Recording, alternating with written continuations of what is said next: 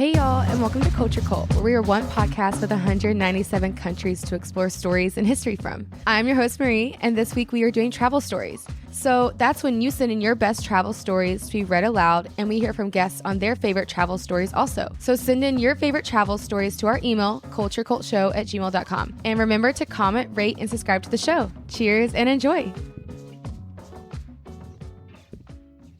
Hey y'all, welcome back to the show. Today we're doing a travel story, and it's definitely one of my favorite travel stories. And helping me tell this crazy travel story and to tell a really scary ghost story of his own is my friend Kellen, or as I like to call him, Kellyanne. Hey, hey, Anastasia Marie. Yes, Kellyanne. What's weird though is that we're talking on this Zoom call, but we haven't physically seen each other, I think. Yeah, in like 2 years. Yeah. 3? Holy. I don't know. That's I awful. think it's over 2. Yeah. Yeah. We originally met at the hostel that I met all my friends at years ago in LA, but then you moved to Florida. Did you even stay at the hostel? No. I stayed at the hostel for 2 days, and I was like, no, because there was someone under my bunk that was like moaning at night, and I was like, no. And so essentially, I stayed at this hostel for exactly 2 days. I met our friends Chris and Kyle, who I did not know. They were moving into a new home, and I was like, can I come sleep on your floor? These two dudes I never met, because that's how much I didn't want to stay in this hostel, mainly because the dude below my bunk was like moaning all the time. And but we ended up making an entire friend group out of this hostel for 2 days. Just one of those freak moments. So that happened. But then, yeah, we met. And before we like even get into all of our stories and stuff, I did want to talk about your background, because I think your background's cool. Like, you're from Ottawa, Canada, but then your dad's Lebanese and your mom's Mexican, right? Yeah, they moved to Canada and had a Canadian. And then that Canadian was like, I'm going to America. Yeah. Right. No, I was like, we sacrificed everything to move to Canada, and you're like, I'm gonna go to America. I'm going to America. No, I grew up like Ottawa's like right on the right by the border, so I'd come to the States all the time. But then that one time it was just like, I'm going to LA. Told her I was going to go to LA forever. I swear, since I was really young. Always. Why did you want to come to? Why were you interested? I feel like that's a random city to be interested. The music thing was always my interest. I was always in choirs and performing, singing. And then I was like, man, LA would just be, I don't know, and everything, you see the classic just TV stuff. Yeah.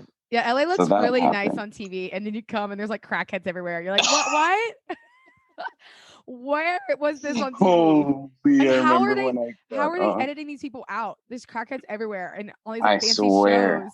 I swear they're just editing them out. I swear. Yeah, literally. They pay someone extra to edit out the crackhead. I guarantee that's what's happening. Or they're like, do you notice the shots now are like super far away? Like the drones. Oh, you see is like the highest palm tree in LA. That is actually so true. They're like, guys, we just need to go up. Like we just need to go further up. They're everywhere. It's like the top half of the stores. I know. Go to Google Satellite if you want to see LA. But yeah, now you're in Florida. You're a Southern boy now. And I think it's so funny because I'm from the South, a place I left, and now you love the South. You're a Southern boy. I love the South. Why do you love it? Tell me. It makes me excited or happy, I don't know. You know what? The people are the best here. Mm-hmm. I don't know. I really think so. The people are just so amazing here. It seemed like when I was growing up, a lot of Ottawa was like that. It seemed like. This also reminds me a lot of Ottawa.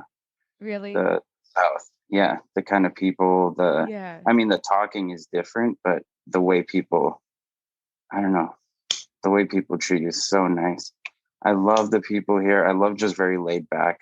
I've become very laid back. Love it. Yeah. I think this in the South, like people are they're just so kind and they're always down to talk. That's what I love. Like you could be at the grocery store and it's not like your total is 2025. They're like, listen, honey, let me tell you something. The other day, my aunt's cousin's brother went to the store and then it's just like a whole story. And next thing you know, you're talking to the gas station clerk, talking to the grocery store clerk, talking to the mailman. Like everyone has a story to tell you. I literally walked around the Costco the other day with the lady that does the air conditioning. Oh. No, the air conditioning. She's like, I don't even work here. So she's like showing me where all the, like, I was looking for this one thing. I can't remember what it was, but she's like, she's like, and have you had this blanket? She's like, these blankets. She's like, let me tell you this time. I literally love it. Like, what? I know. People, they have like just enough time to tell you their whole life anywhere you go. Like somehow.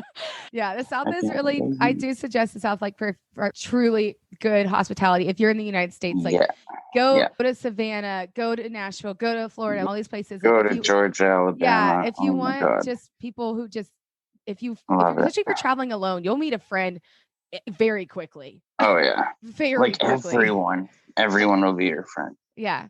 I'm going soon. I'm going to be in Savannah, Mobile, and New Orleans. And by the time this is published, I probably will have already been posting all my videos of the South. So if you're interested, it's my first time to be in Savannah. Yeah. So I'm going to have videos of Savannah and definitely have some videos in New Orleans. So I'll have posted those. But today that's going to be such a good trip. I know. I'm so excited. But today we're not just talking about the South. I just wanted to I did want to talk about our two stories today. So we're going to start the first one on a story that we both experienced together in Big Sur. And if you haven't listened to the Big Sur ghost story that happened in season 1, I don't know what episode it's like, probably 4 or 5. It's called Big Sur Ghost Story. That's okay. I'm just telling you guys, like, it's just weird that story is to say like 48 hours of the story we're about to tell. Like, it's just all happened around the same couple days in the same place. So if you haven't checked out the Big Sur ghost story, that's a good one to check out. But okay, so essentially, to start the story, me and my friends, when we travel, we don't book a place. We just kind of show up and we're like, woo, like what happens next, So something always amazing happens, usually. And it's just like a fun game. I feel like in a way it's kind of a game. But I think this time around, we pushed our luck a little bit because it was Memorial Day weekend in Big Sur, which is like one of the hottest, busiest camping spots. It is Memorial Day weekend. And so I just remember we were winding up and down the coast looking for a camp spot. And then the closest town is called Carmel. And it's very, very, very, very ritzy and already expensive without Memorial Day weekend. And I just remember we were like, let's get a hotel. And it was like, here's $800 for a night. It's like, whoa, okay. We're screwed, guys. We were like, did we push it? Oh, we couldn't even find it. No. It was so expensive. Nothing was open. All the campsites, and this is a very remote part of California. Like, it's just one long strip of windy road. It's not like there's a town nearby after this. So we were like, okay. So we were like, okay, let's get a coffee. Let's just chill by this like a nice courtyard strip mall and figure out a game plan. So our friends Chris, Kyle, and Meg are all huddled up, like calling everyone in town, like just calling, they searching. Killed it. Yeah, but me and Kellen were like, okay, well, we're bored. Like not helping at all. We were like, and we were just like, well, we're gonna go sit by this open fireplace and just chill over here while y'all are freaking out. So we sit next to this like nice older couple and we're just chilling there, like, ooh, how's your day? Lovely, nice. And so we're chilling there, and then suddenly, I swear to God, it felt like 50 Asian tourists just came out of nowhere. They just like came out of nowhere, like with their with their iPads and their flashes and their like their selfie sticks, and they were just like everything. Oh my God, they were freaking out. They were freaking out. It was just me, you, and this older couple just sitting there. So they were like, we all look at each other like, what's happening? Because they all started taking pictures of us, like just sitting there. It was around like a little fire in the middle and like these like Adirondack chairs and like all like chill place, and just bam, paparazzi. I was like, what? I was like, who is? We start looking at the older couple. They start looking at us like, what's going on? And then they started coming up behind us and taking turns. Yes. taking pictures of us with us. Like individual pictures. They'd be like, okay, you next, Okay. take a picture with him. Okay, you take a picture with her. And we were just we were taking portraits with these people. And then what's funny is they were doing the same thing to the older couple. And I remember turning to the woman and I was like, what is he, famous or something? And then like I'm making an offhanded joke. And then she was like, yeah, actually. He's an author. Yeah, he's an author. I was like, wait, what? And then she said his name, and I was like, no fucking way. I can't remember his name. It wasn't like it definitely it was like one of those. It was like Ken Follett or like some huge historical fiction. Because when she said his name, I was like, that's an author my mom literally reads. Yeah. It and definitely was. It was, but it's funny. It's like I was like, was he famous? And she's like, yeah, he's famous. But the Asian paparazzi, they had I don't even know idea. If those were related, though. No. I swear to God, they didn't know. I swear to God, and then they grabbed the like fluffy toy things that was sitting outside of a store, a kid's store or something, and one of them goes and grabs the thing. The worker from the store comes out of the store. They're like, wait, what are you? The person they go and grab this stupid little stuffed toy and bring it to like the photo area. So they start putting it in our hands. It's like, what is happening? I swear they were just like taking stuff from the store and bringing it out. Oh my God, that was so wild. And then what happened when they left? Well, the whole time, Chris, Kyle, and Meg are like stressing, looking up, calling places in the midst of them surrounding them, like taking pictures with us. And I feel like they were like, we don't give a shit. We have to find a place. They didn't even care that we were taking an entire red carpet with these teddy bears, with these Asian people. I remember we all took one huge group photo at the end. Like me, you, the famous author, his wife, and then the entire group of people. Someone else took the picture. It was a whole thing. And they all have they're all throwing up their peace signs and their selfie sticks. And what I loved is like how genuinely excited they were. Yeah. They were genuinely so happy to take a photo with us. They were so excited. It was so exciting. I just don't know like why, because I kept thinking to myself, okay, like when you go to Asia, I've heard stories of people going there and people freaking out and taking photos with them. You know, if you have red hair, if you're tall. I figured, it was like, I mean, they were visiting and that was it, but it seemed so much more than that. But they had already been here. They could have taken pictures with anyone there. I don't know why when they saw us or in the older couple, something flipped and they all freaked out at the same time. Yeah. It's not like we had red hair or anything crazy. Like we're just like, both like brunette. It's just an older couple. And they all came out of nowhere with their cameras ready. Like it makes you think, right? What could possibly, I still want to know that. I think about that all the time. I think I'm like, and on top of, we are in these people's family photos somewhere. Just like we could possibly be just like posted right on their house. Oh, like right 1,000%. We are definitely above their dining room table. I hope so. I feel like I think about that all the time. I loved it. Oh, who are these people? They're like, oh, we just love them so much. I don't know. But what's funny is like I wonder if the author thought, oh, it's because I'm famous. But like that's what I think. There's no way they knew who that dude was, because it wasn't like they were just freaking out with him. They were freaking out with all four of us. And then I thought maybe if they translated his books, which that's possible, but then I guess they would know, like if he was one of those that has like a big picture on the back of his book or something. Maybe. I don't know. Something was going on. Or just people wanted to be all happy. Yeah, I have no idea. Well, the thing is, after the chaos of the paparazzi, we still didn't have a place to stay. But then, like, remember the whole time, Chris and Kyle are still trying to find a place. And Kyle came in clutch.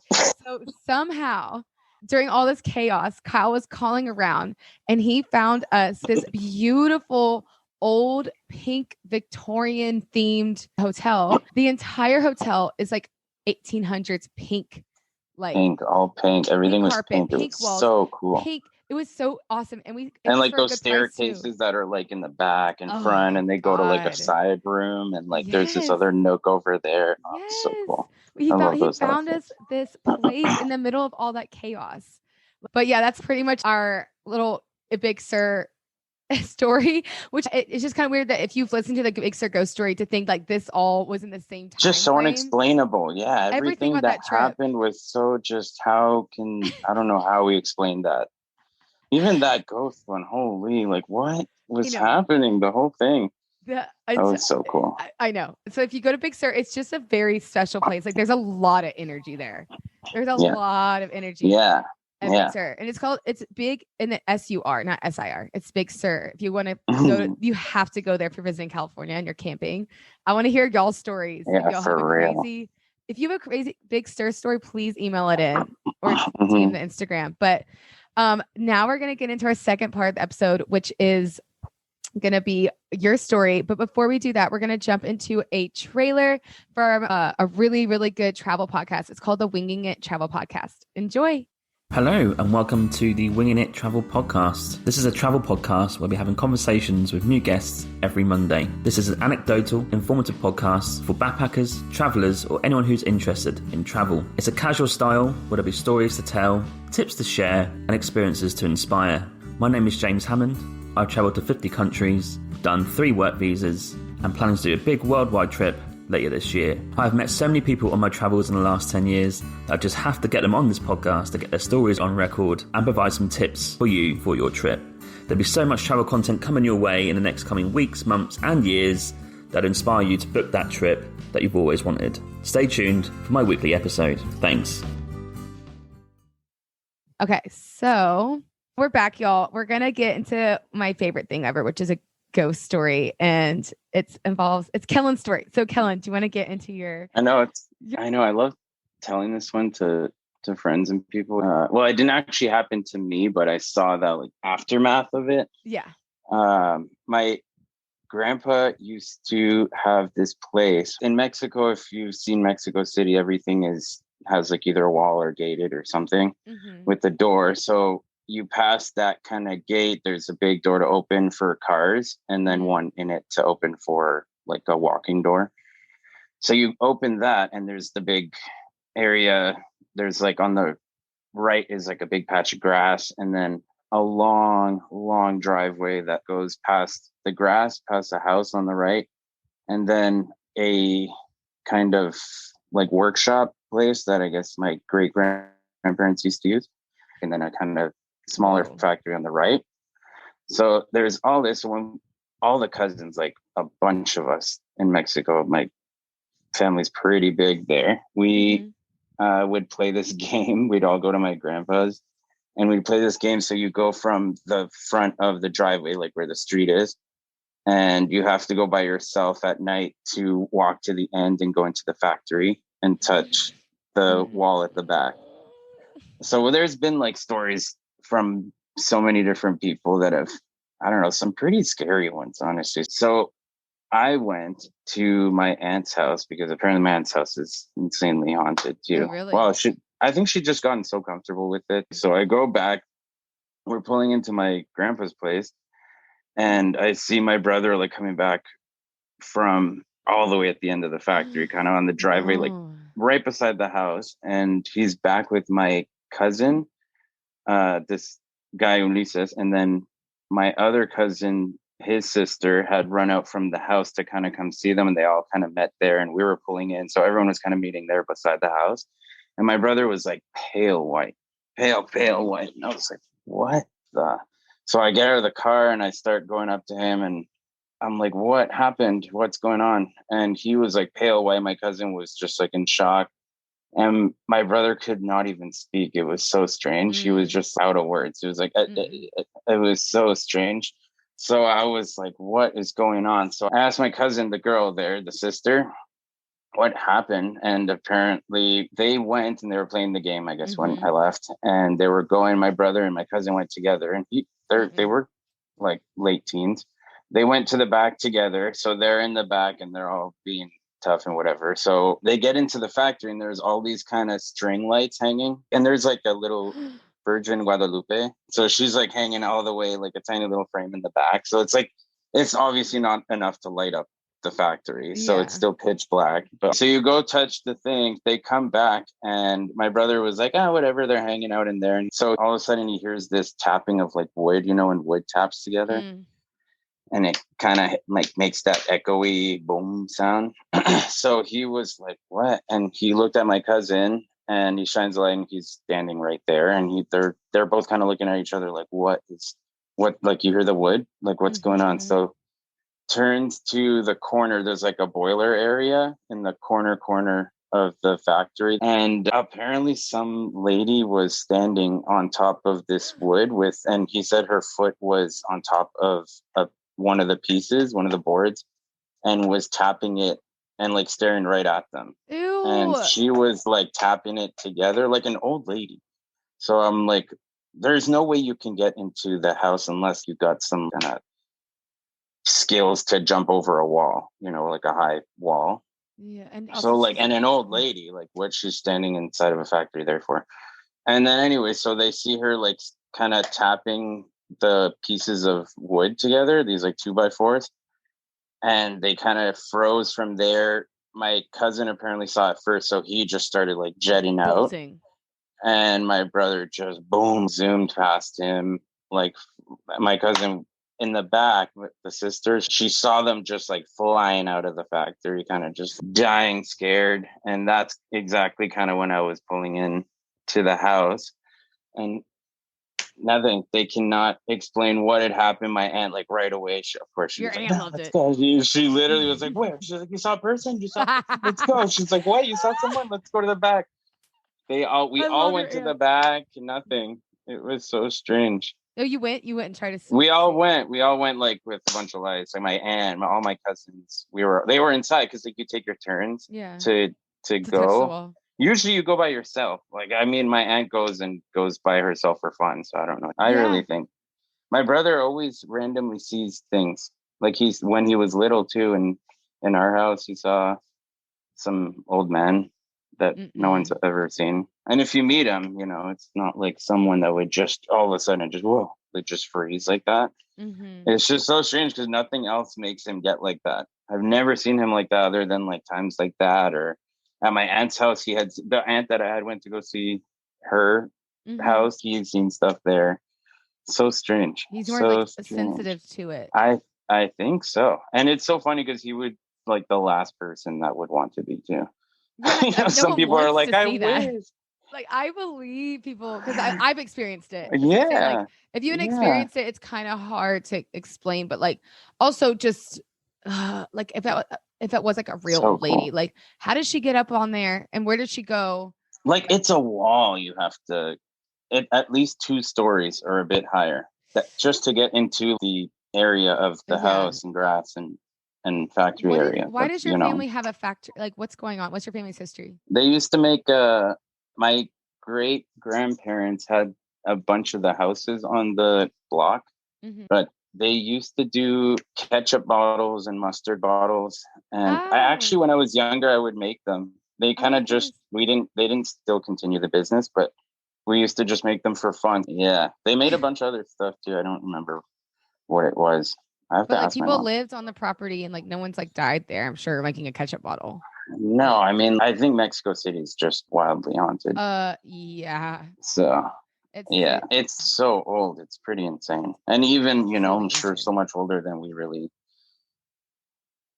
like think, I don't know, or like what has happened there and stuff. Yeah. Like when you own property there, it's like you're sitting on ancient history. Yeah. It's just in the ground. And the Aztecs were very, very, very spiritual, very connected to the land, very connected. Everything was like sun god, moon god, water god, like everything. So it's cool. Like, yeah, you don't know. Oh God, I wish you could look up more. I don't know how you would know more about your land there, but I love. Yeah, like they said, my aunt's house that I went to there, that one's been passed down in our family for a while. Yeah. Anyways, that one that they say is super haunted is they've had everyone come in to either like priests or psychics, or they've had everyone because they're thinking like, what's going on? Like it's almost like an everyday occurrence kind of thing that they're just used to it.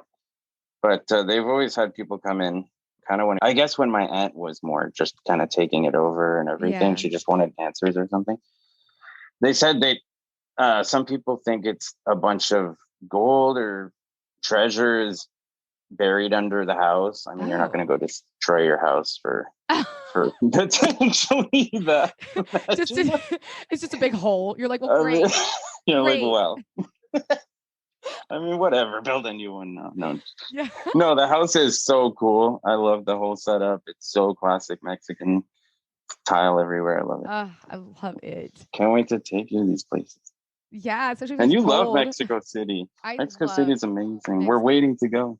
There's leg to get tell better. Me when, and I will book a flight right now. I love Mexico City because I'm such a history freak, and I'm obsessed with the. I think my favorite museums in the world are there. Like, I'm obsessed with.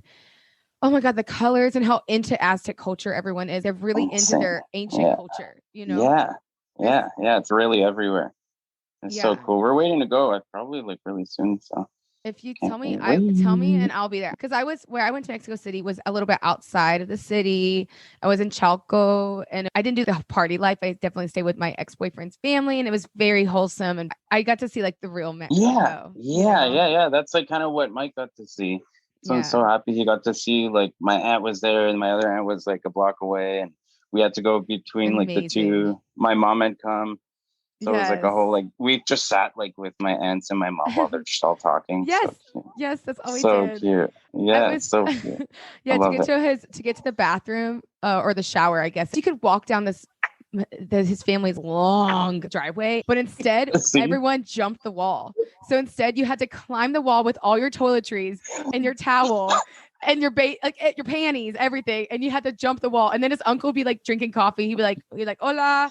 And I'm like, jumping the wall with like my panties, and like I'm like, sorry, I'm gonna use your shower. And that's like it was like normal. Even he would climb the wall. Like, he wouldn't even walk out of the driveway and go up the driveway. Like, everyone climbed the wall to get up, to get over. He's like, I'm doing it. You just do it. I know once you're there, you're just like, whatever, let's do it. Let's do it. And his whole family lives on the side of a volcano, because Mexico City has lots of volcanoes. And this was an extinct volcano. So the middle of it is pastures and graveyards and flowers. But he's on the side. So their house is completely tilted. So they build up like a Puebla style. They build up. So to get to levels, you use ladders. Wow. So his house was a lot of climbing. And I didn't realize that when I got there. So I was like climbing the walls to go to the bathroom, climbing the walls to go to the shower, like to get to the bedroom at night drunk. I was like climbing the ladder. Like, it was the coolest house ever. I love that. I'm not even Mexican. It's so Mexico, yeah. I felt so cozy and at home there. Yeah. And I don't speak any Spanish. I really struggle with Spanish, y'all. And I just felt so home. There's something very cozy. So homey. And the colors and the smells. Everyone should go. But I just really loved hearing that story. I love ghost stories, and it's definitely, that was an ancient ghost, like creepy old lady. Creepy old lady. I'll tell another scarier one of that same factory with another cousin next time. Oh yeah, but next time it's actually way scarier. Holy. Yeah. Okay, yeah, we'll do that for a next travel story, because I want to hear it. But yeah, I guess to wrap up, if y'all have a good ghost story, or if you have a good Big Sur story, please send it in. You can either send it into my email, culturecultshow@gmail.com, or follow the Instagram at culturecultshow. Just DM me. I love a good ghost story. Even if it's not a travel story, and you have a ghost story, I want to hear it. But to wrap up, like, Kelly, and do you have anything you want to share, promote, like anything?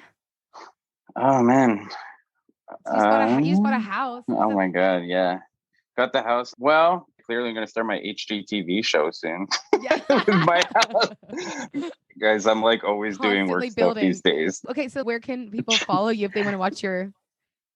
Check out Kellen Geha, KELLENGEHA, or Michael Robert McCauley. Yeah. Check us out for some recent HGTV content of us. and it's actually still going to be ongoing. So literally, if you want to watch two shirtless men build a house, we're there. We're there. Literally, we're in thongs too. It's like literally you in a thong. Hey, I got a Speedo. It's also so hot here. Yeah, you're like, so you want to watch some like some shirtless Speedo HGTV. You never know what I'll be wearing next. Oh wait. Can you tell quickly like the pool boy story just before we go? Oh my God! I literally just walked out on the pool boy naked yesterday out of the shower. My bathing. I was naked. You were. No, he came in to clean the pool. So I was in the shower. Mike was in the pool. I was like, I'm going to go join him in the pool. So I just dry like quick, whatever, just to put my bathing suit on, and it's outside. So I go and walk fully outside, just standing there, just doing my thing. And I don't know why I did not notice this guy standing right across from me. Oh my God, how embarrassing. I jumped back in so fast. That was Did you jump in the pool or back into your house? Like, I jumped right back into the house. I was like full on butt naked right oh out to the thing. Oh my God. Wait, up. Mike is literally naked in the background. I literally just see straight ass with him on his crutches. As we're talking about this. Oh my God. This is so funny. Oh my God. Y'all don't come to the house, y'all. Pretty much. Naked. Everyone's naked. Honestly, you never know what we're going to be wearing next, guys. Check it out. Oh my God. The pool boy's just like, Poor pool boy. All I saw was like his eyebrows above his sunglasses. I was like chilling there. I don't know why I didn't process who he was. I thought it was Mike, but then I saw Mike in the corner of my eye, and Mike didn't see any of it. He was on his phone, turned around, so he saw none of it happen. Like, I was standing there like, just, oh my God. You changed his life. That's probably why he's a pool boy. That probably happens so often. Right? I bet he gets that. All the must time. Get that. How do you not get that? You just show up. Forget he's there. Yesterday after he left, right? He thinks that we supposed to do our first. I know. He like literally left so fast, dude. He's like, I'm done the pool. The pool's clean. You're like, no, it's not. He's like, I'm done. Maybe he got shy. Or maybe who knows blushed. what he probably thought we were trying to do. Like Mike was texting me, come out naked or something. I know. Who knows? That was the first thing I thought of. I was like, oh my God. And Mike obviously just chilling in the pool. You know, I'm coming out naked. Hilarious. Oh my God. You rocked his world. Well, yeah, if you want to see any of that, just see some HGTV building. That's Kellen Geha and Michael Robert. Yeah, y'all got to. But yeah, we'll definitely have y'all on again. Again, please send in your ghost stories. And if you're a cult member, stick around for some fun question post talk between me, Kellen, and Mike. And if you want to join the cult, it's $5 a month, and you get secret episodes. You're also gonna get post talk, because I know a lot of y'all said y'all wanted to get to know the guests more, and this is the best way to get to know the guests, is this post talk. So to join the cult, it's in the show notes. But until then, thank you for coming on, Kellen. Thank you. That was fun. And cheers, y'all. Yeah.